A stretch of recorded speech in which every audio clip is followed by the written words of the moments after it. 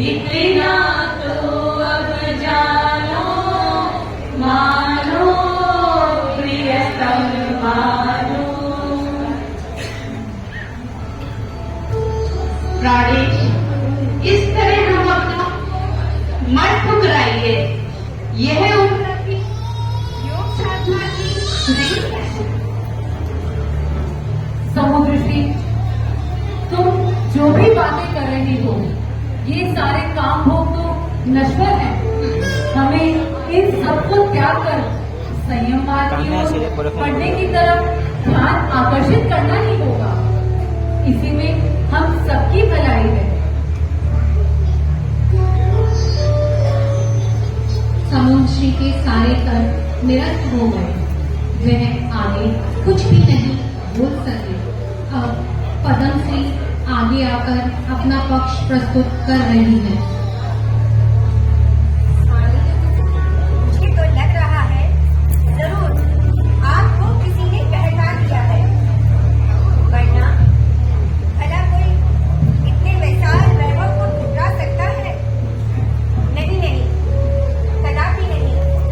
आपको मेरे निवेदन की ओर तो ध्यान देना ही होगा स्वामी।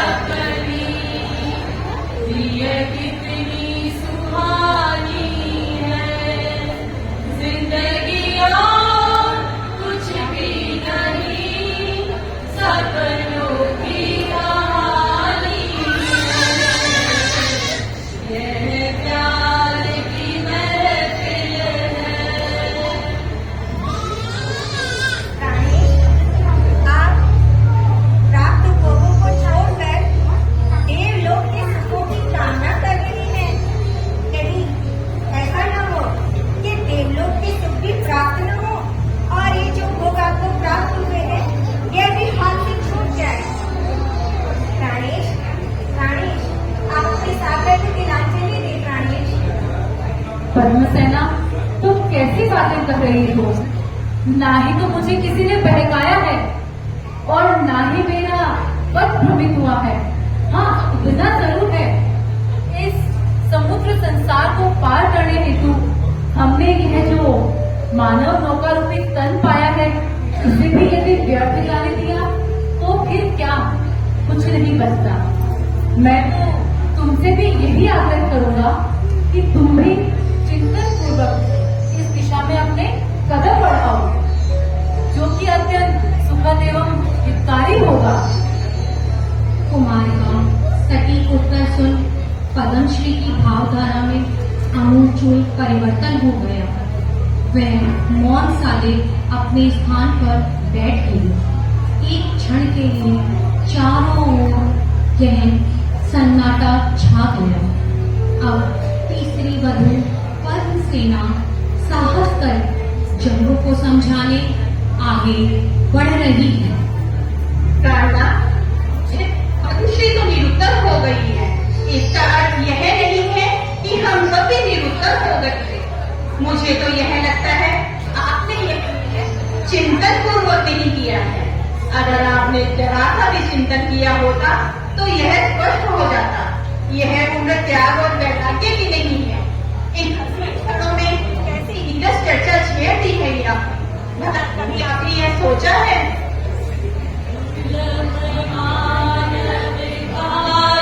चोला व्यर्थ क्यों खोए,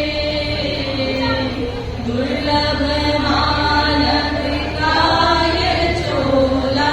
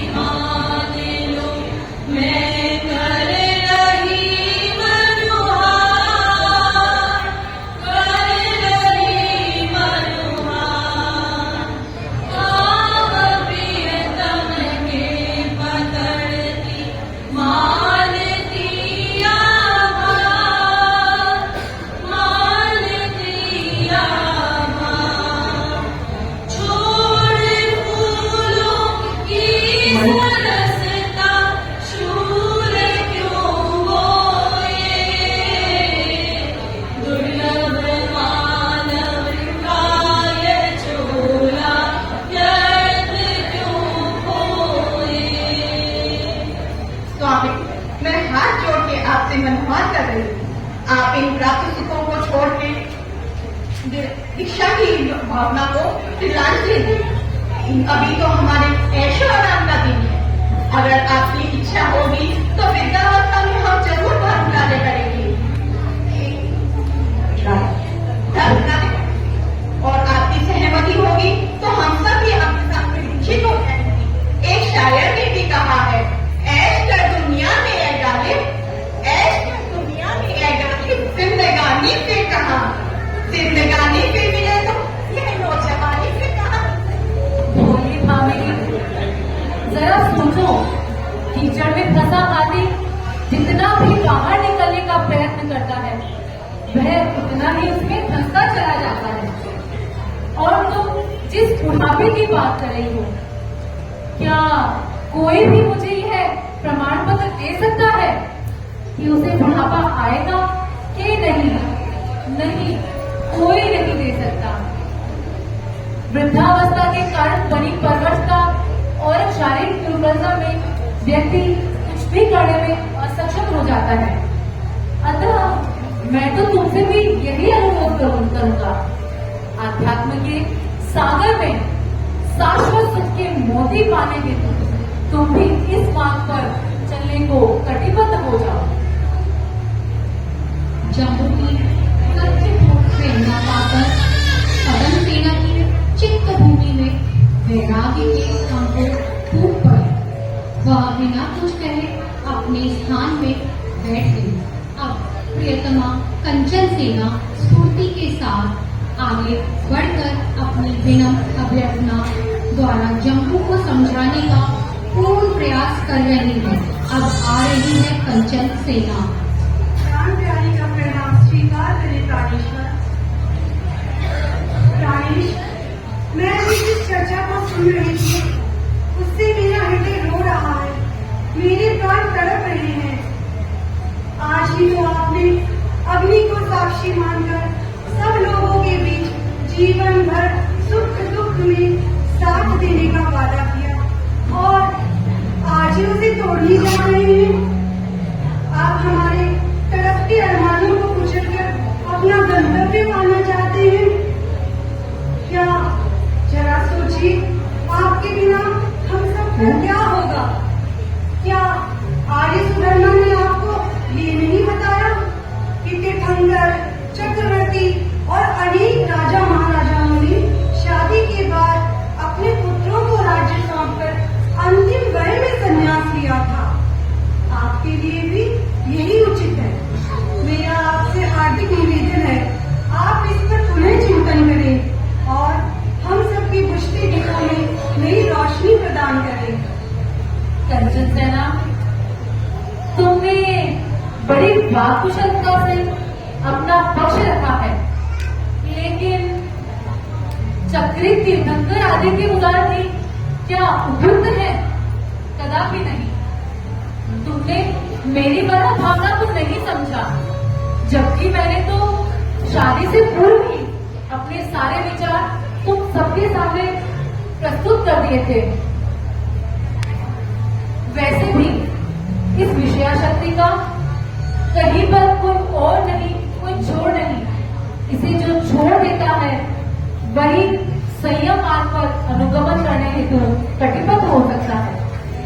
मैं तो तुमसे भी यही आग्रह करूंगा, संयम मार्ग पे चलने के लिए तुम भी कटिबद्ध हो जाओ। कंचन सेना, प्राणेश, मैं आपके विचारों से पूर्णतः सहमत हूँ।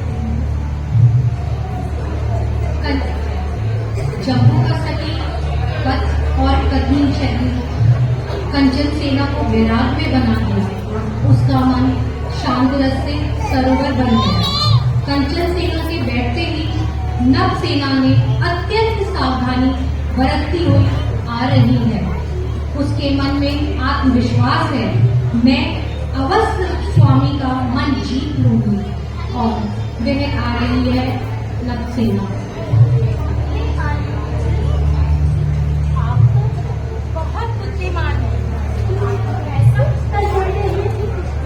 सामने वाला कुछ बोल ही नहीं सकता, लेकिन स्वामी जरा सोचिए, क्या तर्क ही सब नवसेना, क्या तुम तर्क से बात नहीं कर रही हो? हे पतिदेव, तर्क को निरस्त करने के लिए तर्क का ही सहारा लेना पड़ता है। क्या इस सत्य को झुठलाया जा सकता है कि उम्र का भी एक तकाजा होता है, इस देह की भी कुछ इच्छाएं होती है। नवसेना, तुमने सत्य की बात कही। तर्क के पार एक सत्य होता है, ठीक वैसे ही इस देह के पार भी कुछ होता है जो कि अजरामर है, हमारी आत्मा। उसे समझने का प्रयत्न करो। हे प्राणनाथ, ये गहरी दर्शन की बातें मेरी तुच्छ बुद्धि समझ ही क्या सकती है। मैं तो अपना आत्मनिवेदन सुनाना चाहती हूँ। अगर आपने उसे मूल्य दे दिया तो मैं निहाल हो जाऊंगी।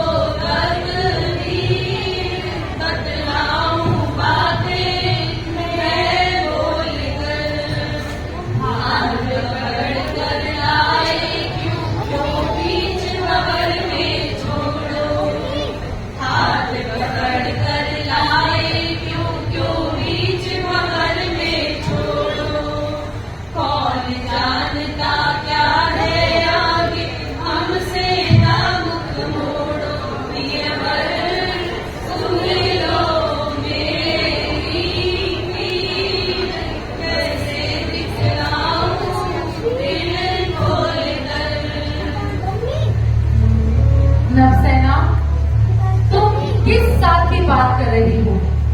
क्या आज तक किसी का भी साथ टिका है? नहीं। जैसे ही ये प्राण इस शरीर से निकले, कोई किसी का नहीं है। अपने वास्तविक अभ्युदय के लिए मैंने ये मार्ग चुना है। यदि तुम भी इस पर चलोगी तो तुम्हारा भी कल्याण निश्चित है। हे विदेश्वर, आपने जिस हकीकत को उजागर किया है उससे मैं सहमत हूँ। अब मुझे भी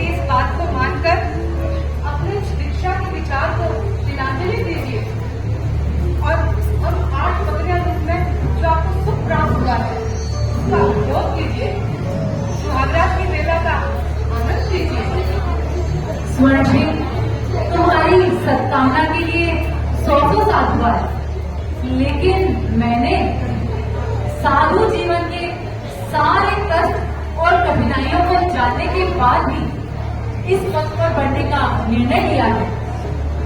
मैं तो तुमसे भी यही कहूंगा, ममत्व को त्यागो और यथार्थ के दर्पण में झांको। तुम भी बहिर्मुखता से अंतर्मुखी बनो संश्री, उसी में हमारा कल्याण है। आपको इस उम्र में चिंतन की यह प्रौढ़ता, आपके इस चिंतन ने मेरे विचार में भी आमूलचूल परिवर्तन ला दिया है। मेरी स्थिति तो उस व्यक्ति की जैसी थी जिसके विष का असर होने पर भी उसे नीम के पत्ते भी मीठे लगते हैं। आपके इस विचार में मेरी विचारधारा में भी परिवर्तन ला दिया है। मैं भी आपके साथ दीक्षित होना चाहती हूँ।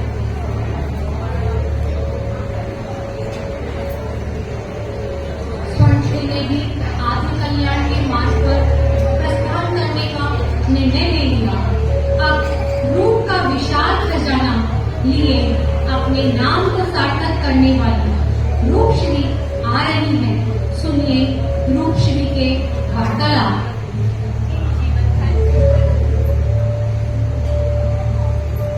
कंधर, आपकी इस आग्रही मनोवृत्ति को देखकर बड़ा अजीब सा लग रहा है। अनुग्रह करके मेरी विनम्र विनती पर जरा ध्यान दें।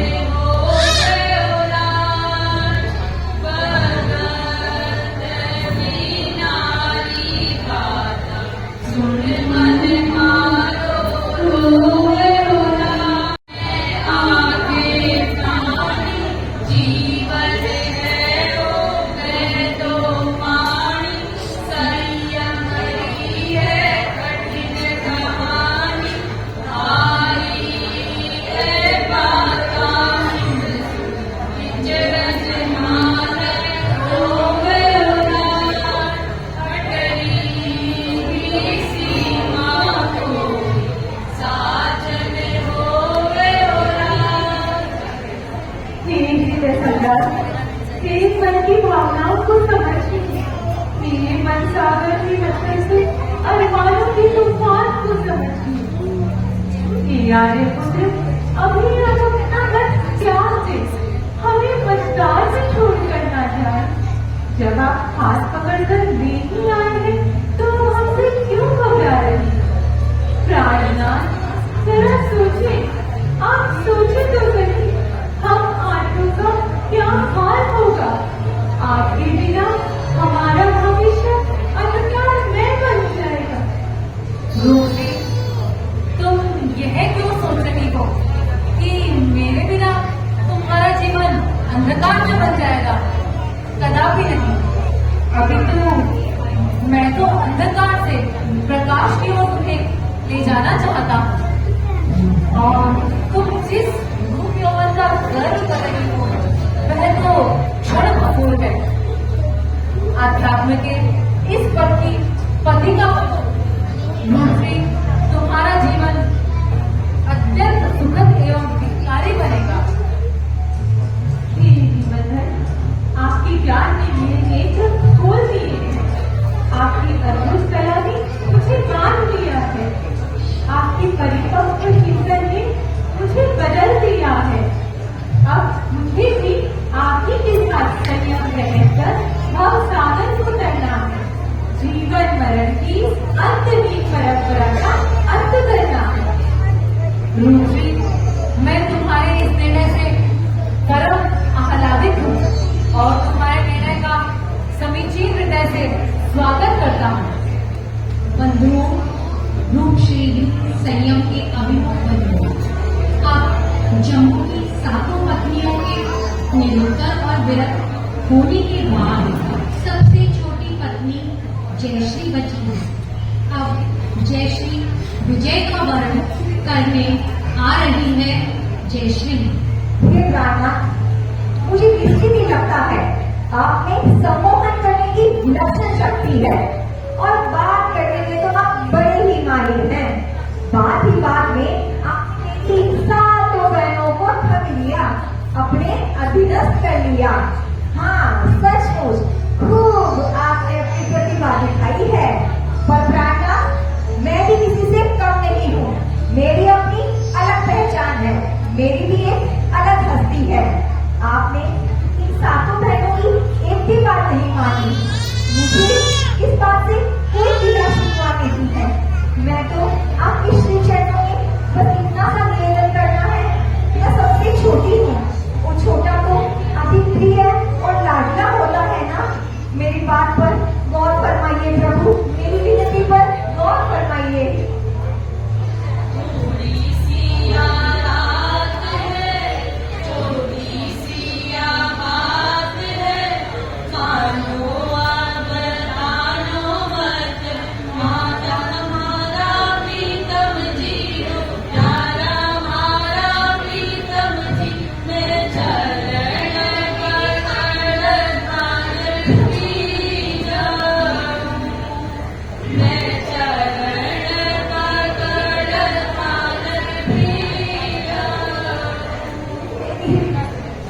मेरे हृदय की पुकार को सुने, मेरे दिल की व्यथा को समझे। मेरे जीवन मुश्किल के भागवा, आपके बिना मेरी जीवन कलिया वीरान हो जाएगी। कुछ तो दया दृष्टि करे प्रभु, कुछ तो दया करे। करुणा का वर्षण करे प्रभु, करुणा का वर्षण करे। जयश्री, भावुक मत बनो, जरा स्थिर मन से सोचो। भगवान महावीर ने कहा है, खड़ मेघ सोनखा बहुकाल दुखा। ये काम हो चिरकालीन परंपरा को दुख से बढ़ाने वाले हैं। इनके आगे उठो, इनको पीछे छोड़कर संयम जीवन की महापत्नी तुम भी पथिका बनो। इसी में हम सबका भला ही भला है। धन्य है आपको प्रभु, धन्य है। ऐसी चलती हुई में ऐसा वज्र संकल्प आपने मुझे नई दृष्टि प्रदान की है। मैं भी अपनी बहनों के साथ में अभी निष्क्रमण करने को कटिबद्ध हूँ। श्रेष्ठी पुत्र जम्बू के भाव विभोर कर देने वाले प्रतिबोध से आठों पत्नियों का अंतःकरण वैराग से भावित हो गए। वे समूह के साथ प्रस्तुत हो रही हैं आठों पत्नियां।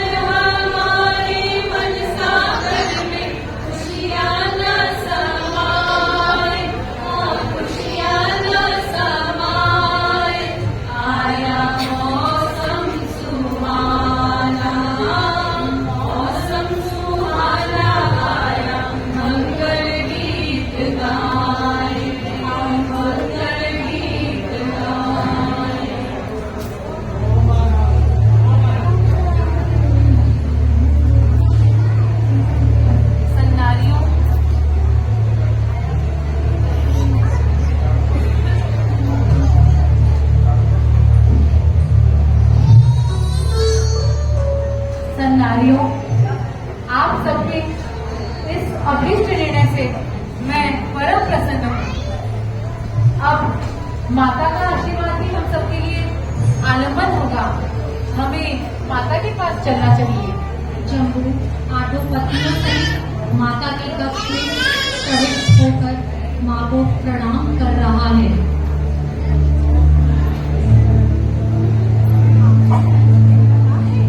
मेरे पुत्र ने संयम स्वीकार किया और अब मैं निश्चित हूँ उसकी शादी के बाद अपने 8 पत्नियों के साथ अपने दाम्पत्य जीवन में रम जाएगा।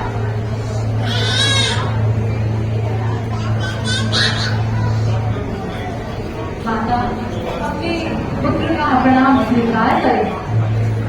चिरंजीवी भव पुत्र, आज तुम्हें अत्यंत प्रसन्न देखकर मैं बड़ा प्रसन्न हूँ। तुमने मेरी बात मानकर शादी कर ली, अतः मैं तुम्हें शादी की बहुत बहुत बधाई देती हूँ। मातेश्वरी, मैं आपसे आशीर्वाद लेने आया हूँ। दीक्षा करने के लिए मैं तैयार हूँ माँ। क्या क्या कहा? दीक्षा?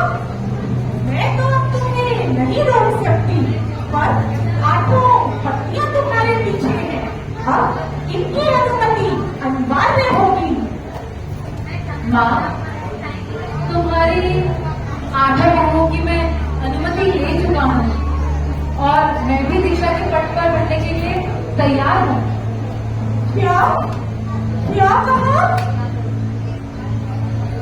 इन 8 ने तुम्हें आज्ञा दे दी? नहीं नहीं जम्मू, यह नहीं हो सकता। तुमने इनसे जबरदस्ती दीक्षा की हाँ करवाई होगी। माताश्री, हमारे पुत्र सच कह रहे हैं। सुप्रियो, मुझे ऐसा लगता है मेरे पुत्र जम्मू ने तुम सबको सम्मोहित कर लिया है। माँ जी, स्वामी ने हमें सम्मोहित नहीं किया है, बल्कि यूं कहना चाहिए कि हमारे मोह को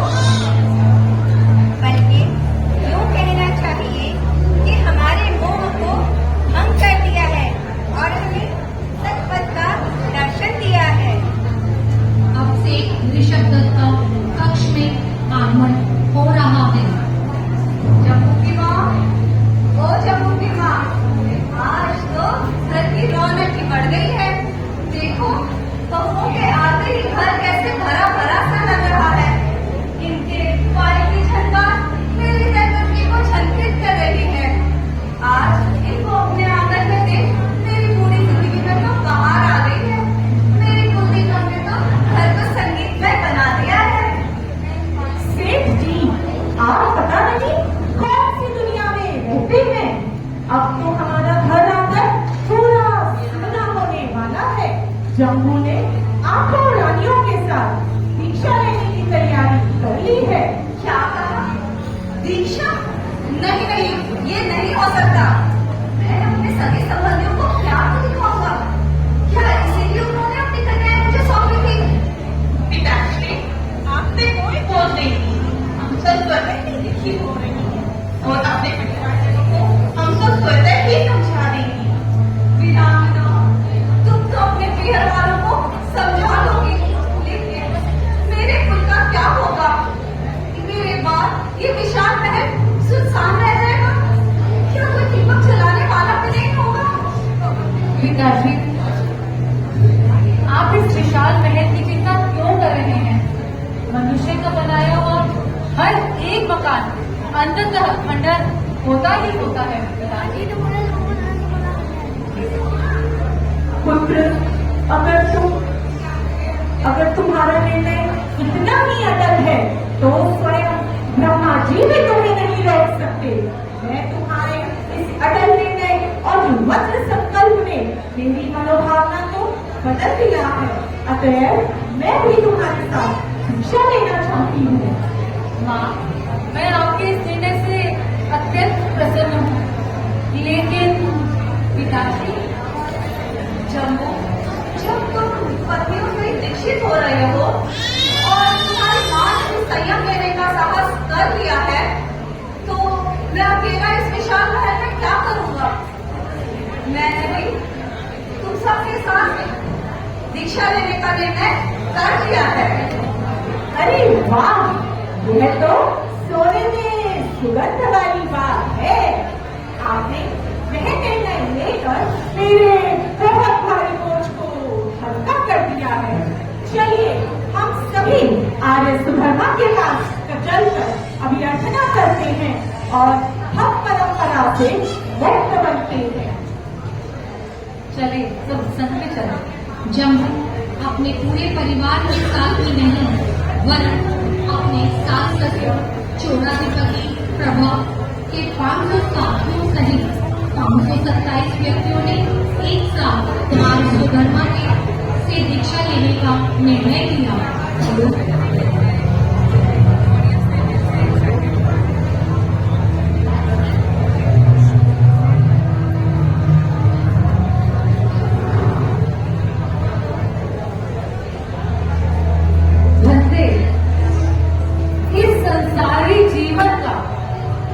संसारी जीवन का नहीं है कोई चोर। आर्य सुधर्मा का प्रतिबोध पाकर मैंने और मेरे इस परिवार ने बढ़ाए हैं कदम संयम की ओर, बढ़ाए हैं कदम संयम की ओर। आत्मज्योति के दीप जलाने का मार्ग है संयम। चित्त को विराट से जोड़ने की प्रक्रिया का नाम है संयम। आत्मा को आनंद ही करता है आत्मविभोज। तो आओ हम सब अपनाएं संयम पथ और चलें राम से विराट की ओर।